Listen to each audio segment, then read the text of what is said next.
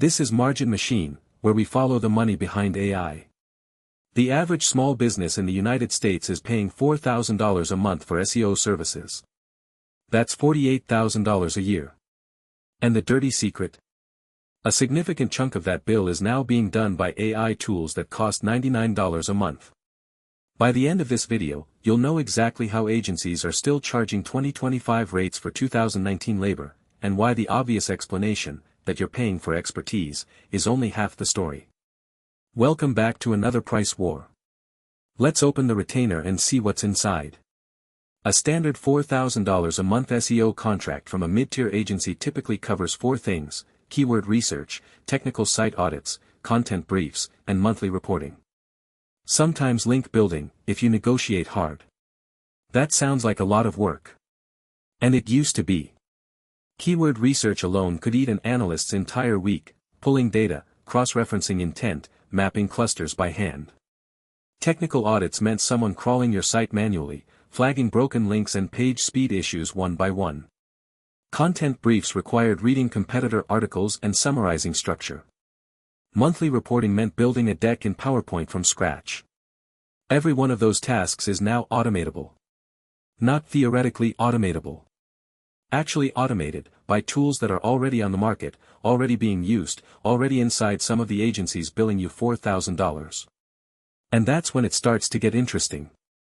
Here's the exact math. Surfer SEO runs $99 a month on its entry plan. That covers keyword research, content scoring, content briefs, and SERP analysis for up to 20 articles. Add Screaming Frog for technical audits, that's $259 a year, or roughly $22 a month. Throw in a ChatGPT Plus subscription at $20 a month for summarizing, drafting, and ideating. You're at $141 a month total. Call it $150 with a reporting dashboard like Google Looker Studio, which is free. That is $1,800 a year versus $48,000. The gap is $46,200 per year.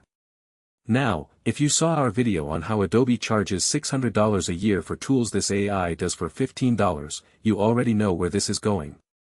The software margin is brutal. But this one is different, because SEO agencies are not just selling software access.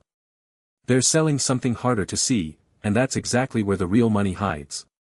Here's the part nobody mentions. The $99 stack has real gaps. Surfer tells you what to write, it does not build links. And links are still the single biggest ranking signal Google uses. A legitimate link building campaign, outreach, relationship management, placements on real publications, costs anywhere from $1,500 to $3,000 a month on its own, even when partially automated. So the honest comparison is not $48,000 versus $1,800. It's $48,000 versus maybe $15,000 to $20,000 if you rebuild properly, AI tools, a freelance link builder, and your own time. That's still a $28,000 annual saving. But it requires you to stop outsourcing your thinking. Agencies are also selling project management, accountability, and the feeling that someone else is handling it. For a lot of business owners, that feeling is worth real money. The question is whether it's worth $46,000.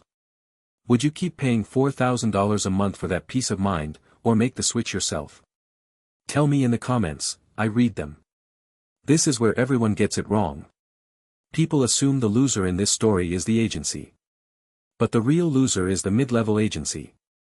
The one with 10 clients, for junior analysts, and a retainer model built entirely around selling human hours. Those businesses are getting crushed right now, quietly. The winners are 2 groups. First, the AI tool companies themselves. Surfer SEO reportedly crossed $10 million in ARR, the refs, which is not AI native but is rapidly adding AI features, has been profitable for years and reportedly generates over $100 million annually with almost no outside funding. These are quiet, boring, extraordinarily profitable businesses. Second winner, the freelancer who learns the stack. A skilled operator running Surfer, Screaming Frog, and a few AI writing tools can serve 8 to 10 clients solo, charge $1,500 to $2,000 a month each, and pocket margins that a traditional agency could never touch. The agency model assumed labor was the moat. AI just dissolved it. Let's go back to that $4,000 retainer and follow it all the way through. The agency owner is not keeping $4,000. They're keeping maybe $800 to $1,200 after paying salaries, overhead, software, and account management. That's a 20 to 30% margin on a good month. Now their junior analyst is using ChatGPT to write briefs in 20 minutes instead of 3 hours. The agency just recovered labor cost without passing the savings to the client. So the AI productivity gain is being captured by the agency, not the customer. Clients are still paying 2019 prices. The agency is quietly pocketing the difference. That margin compression is exactly why some savvy clients are starting to ask uncomfortable questions, like, "Can you show me the work logs?"